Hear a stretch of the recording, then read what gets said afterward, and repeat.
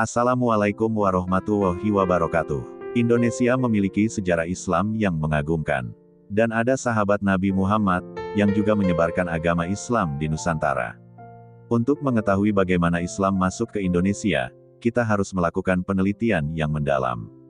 Banyak jejak sejarah yang hilang atau tidak jelas. Kita bisa mulai dengan beberapa pertanyaan dasar, seperti dari mana asal Islam? Siapa yang membawa agama ini? Dan kapan mereka datang ke Indonesia?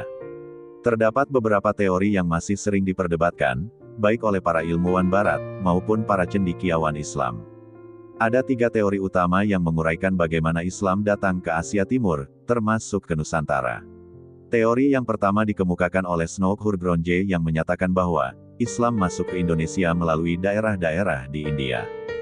Gujarat, Bengali, dan Malabar disebut sebagai tempat asal penyebaran Islam di Nusantara. Snook menyatakan dalam L'Arabie et les Indes Néerlandaises, bahwa teorinya didasarkan pada pengamatan bahwa tidak ada pengaruh, dan nilai-nilai Arab yang terlihat dalam Islam pada periode awal, yaitu pada abad ke-12 atau 13. Snook juga menambahkan bahwa teorinya diperkuat dengan adanya hubungan yang sudah lama terjalin, antara Nusantara dan India. Pada awalnya, teori ini diajukan oleh Piet Napel, seorang ilmuwan dari Universitas Leiden. Tetapi, nama Snook Hurgronje yang lebih terkenal mempromosikan teori Gujarat ini. Salah satu alasannya adalah, karena Snook dianggap sebagai orang yang menguasai Islam. Teori ini diadopsi dan dikembangkan oleh banyak sarjana Barat lainnya.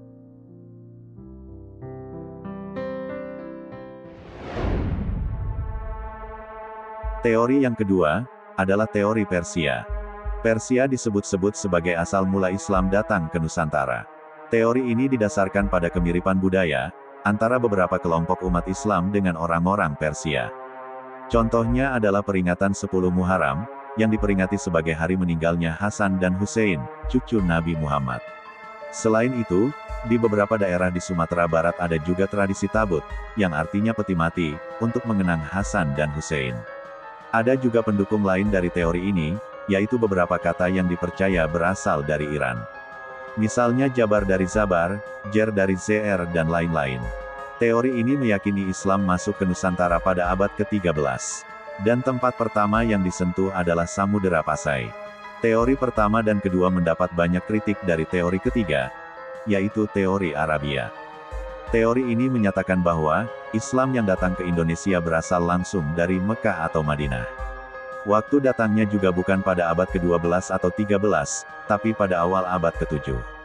Artinya, menurut teori ini, Islam sudah masuk ke Indonesia pada permulaan abad Hijriyah, bahkan pada zaman Khulafaur Rasyidin berkuasa. Islam sudah mulai menjelajah ke Nusantara ketika sahabat Abu Bakar, Umar bin Khattab, Utsman bin Affan, dan Ali bin Abi Thalib menjadi pemimpin umat Islam. Menurut sumber-sumber literatur Cina, sekitar seperempat abad ke-7, sudah ada perkampungan Muslim Arab di pantai Sumatera. Di perkampungan-perkampungan itu dikabarkan, orang-orang Arab tinggal dan menikah dengan orang-orang setempat, dan membentuk komunitas-komunitas Muslim.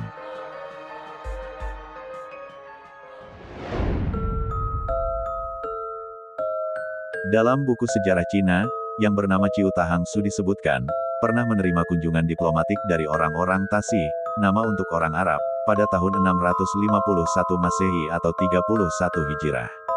4 tahun sesudahnya, dinasti yang sama didatangi oleh utusan yang diutus oleh Tan Mimoni.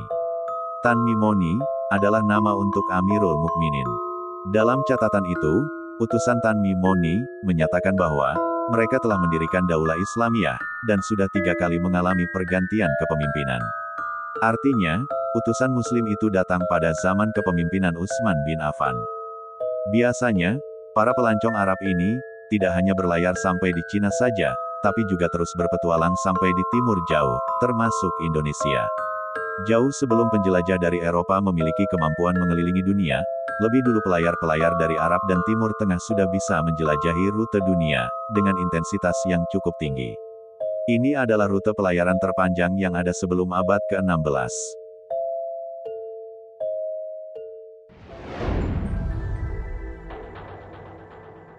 Hal ini juga bisa dilihat dari catatan para peziarah Buddha Cina, yang sering kali naik kapal-kapal ekspedisi milik orang-orang Arab, sejak sebelum abad ke-7 untuk pergi ke India. Bahkan pada zaman yang lebih kemudian, pengembara Arab yang terkenal, Ibnu Battuta mencatat perjalanannya ke beberapa daerah Nusantara. Namun sayangnya, tidak dijelaskan dalam catatan Ibnu Battuta, daerah-daerah apa saja yang pernah ia datangi. Semakin tahun, semakin banyak duta-duta dari Timur Tengah yang datang ke Nusantara. Pada masa dinasti Umayyah, ada sekitar 17 duta Muslim yang datang ke Cina. Pada dinasti Abbasiyah dikirim 18 duta ke negeri Cina. Bahkan pada pertengahan abad ke-7, sudah ada beberapa perkampungan Muslim di Kanfu atau Kanton. Tentu saja, perjalanan tidak hanya dilakukan ke Cina saja. Beberapa catatan menyebutkan, duta-duta Muslim juga mengunjungi Zabaj atau Sribusa, atau yang lebih kita kenal dengan Kerajaan Sriwijaya. Hal ini sangat masuk akal karena, zaman itu adalah zaman kejayaan Kerajaan Sriwijaya. Tidak ada satu ekspedisi yang akan menuju ke Cina, tanpa singgah terlebih dulu ke Sriwijaya. Sebuah literatur kuno Arab yang berjudul Ajaib Al-Hind, yang ditulis oleh Busuk bin Sahriyar Al-Ramhurmuzi, pada tahun 1000 memberikan gambaran bahwa, ada perkampungan-perkampungan Muslim yang terbentuk di wilayah Kerajaan Sriwijaya. Hubungan Sriwijaya dengan kekhalifahan Islam di Timur Tengah, terus berlangsung hingga di masa Khalifah Umar bin Abdul Aziz. Ibnu Abd al-Robi dalam karyanya Al-Iqat Al-Farid, yang dikutip oleh Asyumardi Asra dalam bukunya Jaringan Ulama Timur Tengah, dan Kepulauan Nusantara abad 17 dan 18 menyebutkan, ada proses korespondensi yang terjadi antara Raja Sriwijaya saat itu Sri Indrafarman, dengan khalifah yang terkenal adil tersebut.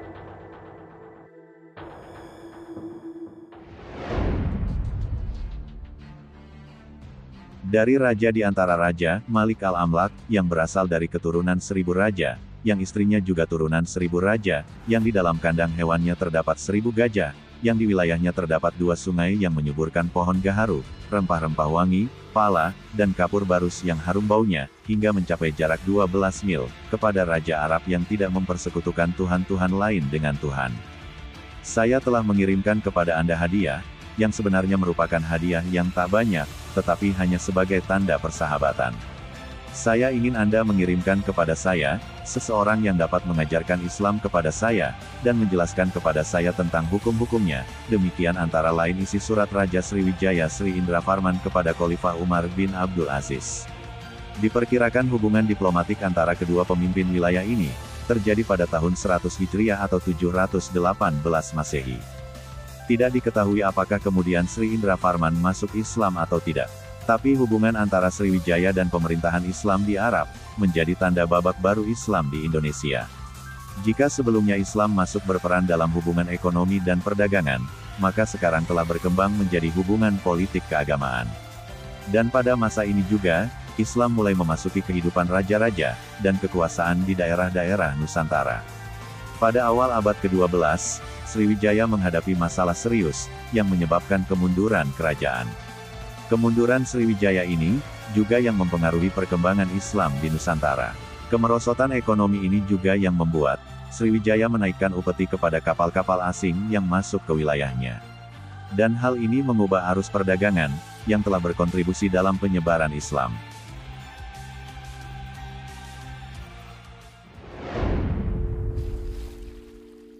Selain Sabaj atau Sribusa, atau juga Sriwijaya disebut-sebut telah tersentuh oleh dakwah Islam, daerah-daerah lain di Pulau Sumatera, seperti Aceh dan Minangkabau menjadi tempat dakwah. Bahkan di Minangkabau ada Tambo yang menceritakan tentang alam Minangkabau, yang terbentuk dari Nur Muhammad. Ini adalah salah satu jejak Islam yang berakar, sejak awal masuk ke Nusantara. Pada masa itu, Islam berperan besar di ujung barat Pulau Sumatera. Kerajaan Samudera Pasai, menjadi kerajaan Islam awal yang tercatat dalam sejarah. Akan tetapi, ada pandangan berbeda dari Profesor Ali Hashmi dalam tulisannya pada seminar sejarah masuk dan berkembangnya Islam di Aceh, yang diselenggarakan pada tahun 1978. Menurut Ali Hashmi, kerajaan Islam awal adalah kerajaan Perlak. Tentang hal ini, masih banyak perbedaan pendapat. Namun demikian, pada zaman ini Islam telah memiliki pengaruh yang besar dalam sebuah pemerintahan.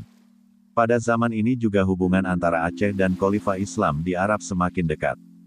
Selain melalui pedagang, sebenarnya Islam juga disebarkan oleh para ulama, yang sengaja datang dan mengajarkan ajaran monoteisme. Bukan hanya para ulama dan pedagang yang datang ke Indonesia, tapi orang-orang Indonesia sendiri juga banyak yang ingin mempelajari Islam, dan datang langsung ke asalnya, di Mekah atau Madinah. Kapal-kapal dan misi dari Aceh, terus melaut menuju Timur Tengah pada awal abad ke-16. Bahkan, pada tahun 974 Hijriah atau 1566 Masehi dikabarkan, ada 5 kapal dari Kerajaan Asia Aceh yang merapat di Pelabuhan Jeddah.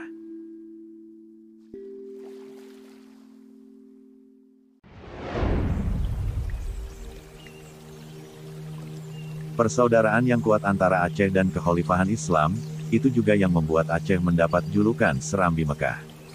Hubungan baik antara Aceh dan pemerintahan Islam, mencapai puncaknya pada masa Khalifah Utsmaniyah. Tidak hanya dalam hubungan perdagangan dan keagamaan, tapi juga hubungan politik dan militer telah terjalin pada masa ini. Hubungan ini juga yang membuat pasukan Utsmani, membantu menghalau Portugis dari pantai Pasai, yang dikuasai sejak tahun 1521. Bahkan, pada tahun-tahun sebelumnya, Portugis juga sempat dikejutkan dengan kabar pemerintahan Utsmani, yang akan mengirim pasukannya untuk membebaskan kerajaan Islam Malaka dari cengkaman penjajah. Pemerintahan Utsmani juga pernah membantu menghalau parangi Portugis, dari perairan yang akan dilewati Muslim Aceh, yang hendak menunaikan ibadah haji di Tanah Suci. Di samping di Pulau Sumatera, penyebaran Islam juga berlangsung secara bersamaan di Pulau Jawa. Profesor Hamka dalam Sejarah Umat Islam menyatakan, pada tahun 674–675 Masehi, utusan dari orang-orang Tasih Arab untuk Cina, yang merupakan sahabat Rasulullah sendiri Muawiyah bin Abu Sofyan, secara diam-diam melanjutkan perjalanan sampai ke Pulau Jawa. Muawiyah yang juga pendiri Daulat Umayyah ini, berpura-pura sebagai pedagang dan meneliti kondisi tanah Jawa saat itu. Ekspedisi ini mengunjungi kerajaan Kalingga, dan melakukan peninjauan. Jadi, dapat dikatakan, Islam menjangkau tanah Jawa pada abad pertama perhitungan Hijriah. Kalau begitu, maka tidak mengherankan juga, jika tanah Jawa menjadi kekuatan Islam yang cukup besar dengan kerajaan Giri, Demak, Pajang, Mataram, bahkan sampai Banten dan Cirebon. Proses dakwah yang panjang, yang salah satunya dilakukan oleh Wali Songo atau 9 wali adalah, rangkaian kerja sejak kegiatan pengamatan yang pernah dilakukan oleh sahabat Muawiyah bin Abu Sofyan.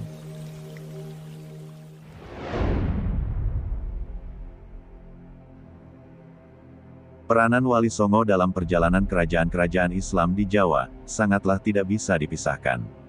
Jika boleh dikatakan, merekalah yang menyiapkan pondasi-pondasi yang kuat, di mana akan dibangun pemerintahan Islam yang berbentuk kerajaan. Kerajaan Islam di tanah Jawa yang paling terkenal memang Kerajaan Demak. Namun, keberadaan Giri tak bisa dipisahkan dari sejarah kekuasaan Islam tanah Jawa. Sebelum Demak berdiri, Raden Paku yang berjuluk Sunan Giri, atau yang nama aslinya Maulana Ainul Yakin, telah membangun wilayah tersendiri di daerah Giri, Gresik, Jawa Timur. Wilayah ini dibangun menjadi sebuah kerajaan agama, dan juga pusat pengkaderan dakwah. Dari wilayah Giri ini pula, dihasilkan pendakwah-pendakwah yang kemudian dikirim ke Nusa Tenggara, dan wilayah timur Indonesia lainnya. Giri berkembang dan menjadi pusat keagamaan di wilayah Jawa Timur.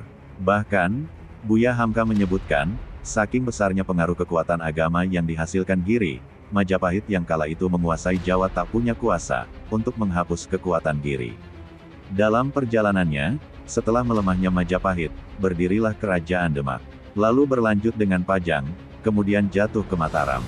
Walau kerajaan dan kekuatan baru Islam berkembang, Giri tetap memainkan peranannya sendiri. Hingga, ketika Mataram dianggap sudah tidak lagi mengamalkan ajaran-ajaran Islam pada pemerintahan Sultan Agung, Giri pun mengambil tindakan dan keputusan. Giri mendukung kekuatan Bupati Surabaya untuk memberontak pada Mataram. Walau akhirnya, kekuatan Islam melemah saat kedatangan dan mengguritanya kekuasaan penjajah Belanda, kerajaan dan tokoh-tokoh Islam tanah Jawa memberikan kontribusi yang besar pada perjuangan. Ajaran Islam yang salah satunya mengurai makna, dan semangat jihad telah menorehkan tinta emas dalam perjuangan Indonesia melawan penjajah. Tak hanya di Jawa dan Sumatera, tapi di seluruh wilayah Nusantara. Muslim Indonesia memiliki sejarah yang panjang dan besar. Sejarah itu juga yang mengantar kita saat ini, menjadi sebuah negeri Muslim terbesar di dunia. Sebuah sejarah gemilang yang pernah diukir para pendahulu, tak pantas tenggelam begitu saja. Kembalikan izah Muslim Indonesia sebagai Muslim pejuang. Tegakkan kembali kebanggaan Muslim Indonesia sebagai Muslim bijak, dalam dan sabar. Kita adalah rangkaian mata rantai, dari generasi-generasi tangguh dan tahan uji. Maka sekali lagi, tekanan dari luar, pengkhianatan dari dalam, dan kesepian dalam berjuang, tak seharusnya membuat kita lemah. Karena kita adalah orang-orang dengan sejarah besar. Karena kita mempunyai tugas, mengembalikan sejarah yang besar. Wallahu a'lam.